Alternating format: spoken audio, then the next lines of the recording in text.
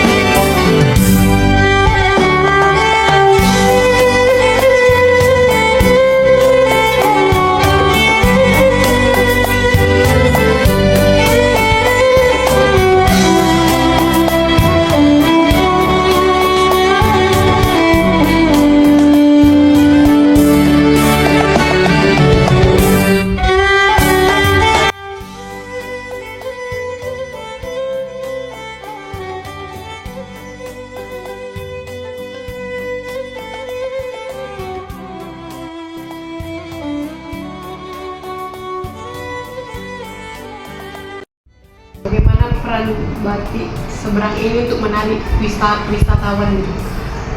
Perannya apa ya?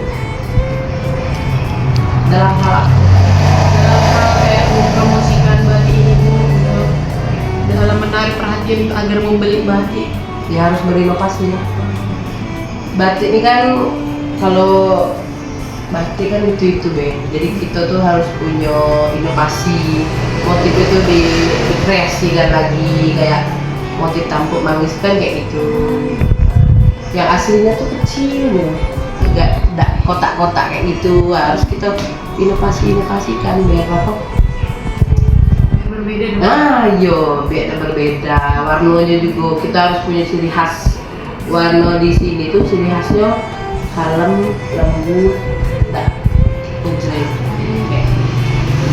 Nah, ya, ciri khasnya, salah satu ciri khas dari batik seberang ini apa Bu? Yang paling ciri khas? khasnya langsung tampuk manggis banyak nih.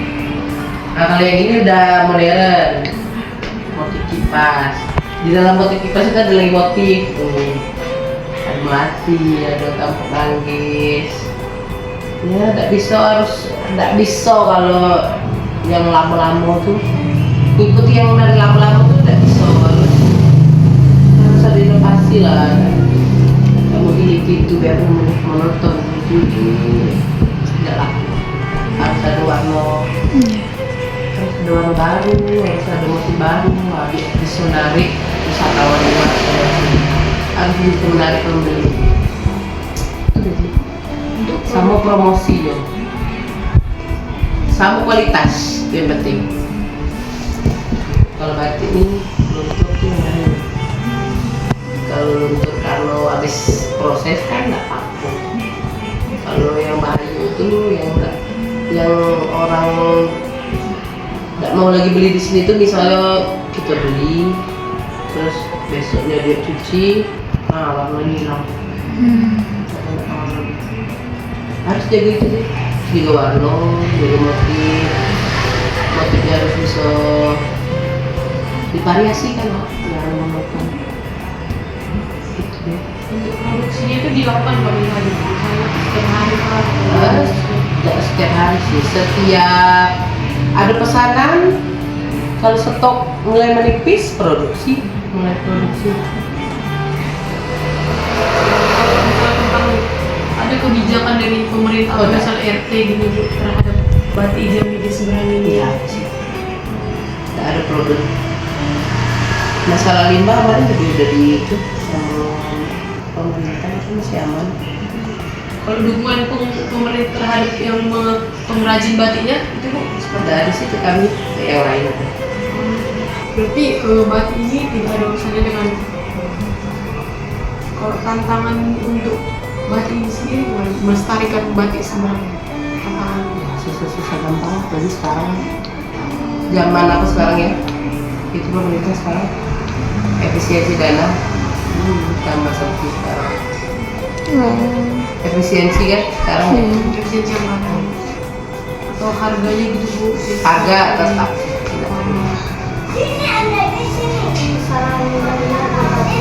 Dari harga 250 ada 750 ada 1,7. Yang 1,7 ke atas tuh yang tulis 750 kombinasi 10. Yang cap 250 4 meter. Bahan aja sih, enggak ada itu, enggak ada baju celana, baju perempuan, baju laki, cuma bahan. Cuma buat bahan gitu, Bahan kain sarung selendang. Itu kontribusi batik ini juga terhadap perekonomian di Ada kan ini apa, karyawan kan, kontribusinya terhadap karyawan kan di sini dan orang-orang sekitar sini. Budaya manusia. Untuk itu Bu, Pokoknya ada kontribusi lah dari ke masyarakat, namanya apa, penghasilan masyarakat di sini. Rata-rata ibu rumah tangga. yang dari kayak peminat di orang di seberang ini masih banyak yang minat terhadap batik-batik ini nggak Bu? Sebelah sini ya, karena dia rata-rata punya usaha kan. Hmm. Orang luar. Oh. Orang luar seberang lah. Kalau orang sebelah sini rata-rata kan punya usaha, saudaranya punya usaha, jadi enggak terlalu kalau orang sini. Berarti Bisa buat sendiri kan? iya, berarti minatnya udah makin rendah ya. Luar seberang, luar kota juga. berarti yang paling diminati warga gitu Bu, apa yang mana? Berarti yang mana?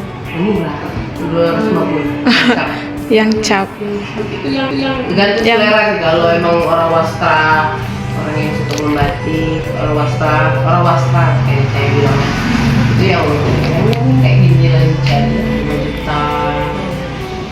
Dia cari nilainya, bukan dia cari ya harga mahal.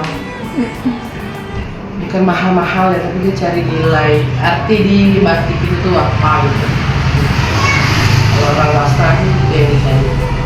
Kalau orang peminat rata-rata sih yang cari murah. Sama kayak kita juga cari yang murah. Yang murah yang bagus.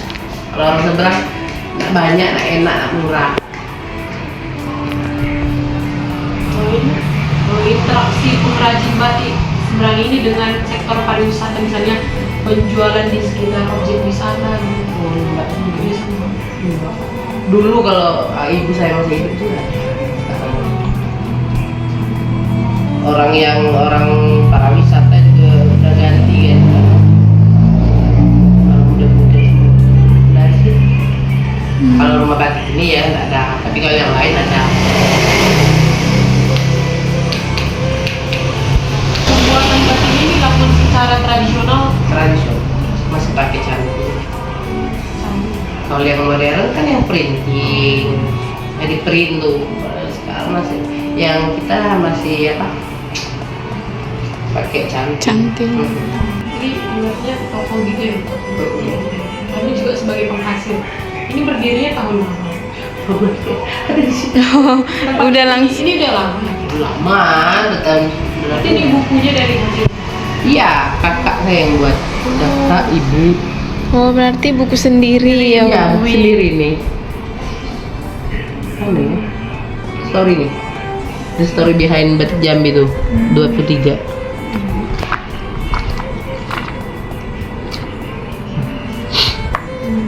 Pernah mengapresiasi gitu Bu tempat ini misalnya bagi Pemerintah itu swasta, Bang. Enggak swasta, Bank Indonesia apa swasta kah? Ada Bank Indonesia. Berarti tempat batik ini pernah mendapatkan penghargaan gitu. Ada beberapa. Tapi ada tuh dari deklarasi tuh penghargaan. Deklarasi kan pemerintah tuh. Apakah ada peningkatan pendapatan daerah melalui pengembangan industri batik yang usaha ini? Bayar pajak terus sih, tapi enggak. Kalau pendapatan tahun-tahun ini agak susah ya. Nah, 2025 agak menantang gitu. Benar, bayar pajak terus lah. Bayar pajak kan masuk lalu. Bayar pajak rutin.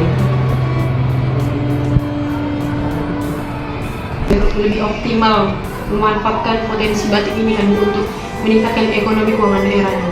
Harus gencarin lah promosi sama pelatihan batik supaya lebih tahu anak zaman tahu, banyak yang nggak tahu. Harus ada pelatihan tapi jangan orang tertentu, orang yang nggak tahu khususnya, soalnya pelatihannya salah target. Pelatihannya untuk ke yang sudah senior, harusnya pelatihan kan untuk yang yang pemula nggak tahu, gitu yo. yang tahu ini Iya. dah yang lah tahu sudah Tahu. Tuh, salahnya sih.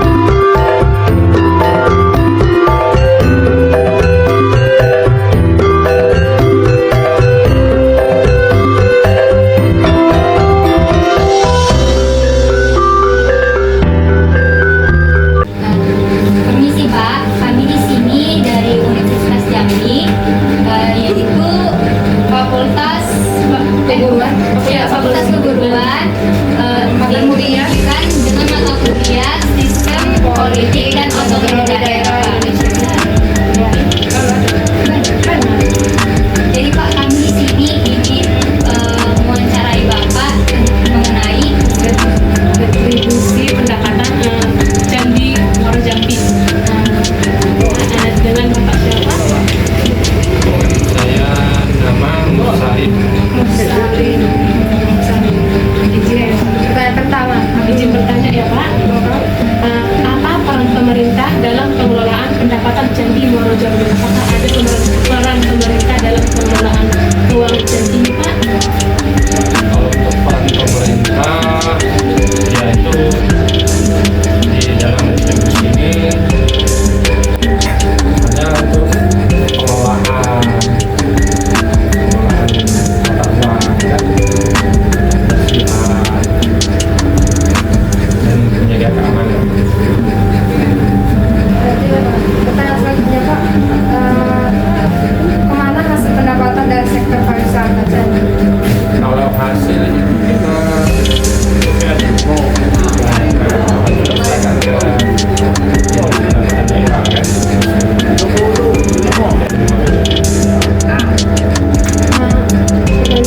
Apa langkah yang diambil pemerintah Jambi dalam memastikan keberlanjutan dan pelestarian Jambi serta mendukung pengembangan pariwisata secara berkelanjutan? Kalau untuk saat ini programnya itu masih dalam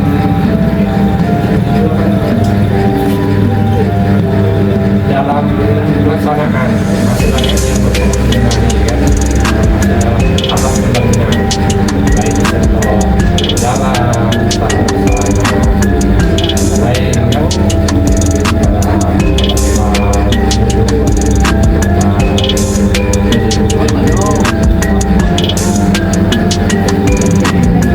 Apa langkah yang diambil wali kota Jambi dalam memastikan keberlanjutan dan pelestarian Candi serta mendukung pengembangan pariwisata budaya Candi? kalau untuk wali kota kemungkinan itu di luar terjadi ya, di luar karena ini program dari kabupaten, wilayah kabupaten, dan masuk dalam wilayah kota. Dan selanjutnya Pak, berapa rata-rata jumlah pengunjung harian yang membeli tiket? Kalau rata-rata bulan-bulan selain Ada di bulan mana puasa, ada? kalau kita 200-300 orang bahkan. Apakah ada kebijakan khusus Pak mengenai tarif tiket untuk pelajar, wisata asing atau kelompok tertentu? Kalau untuk kebijakan, kalau untuk tiket masuk itu kalau dari wisatawan lokal itu 15.000, tapi untuk mancanegara 30.000. Adapun untuk pelajar itu kita ada kebijakan karena tergantung kegiatannya, mau wisata atau mau edukasi belajar. Nah, kalau edukasi belajar itu ada paket dapat diskon tadi 50%,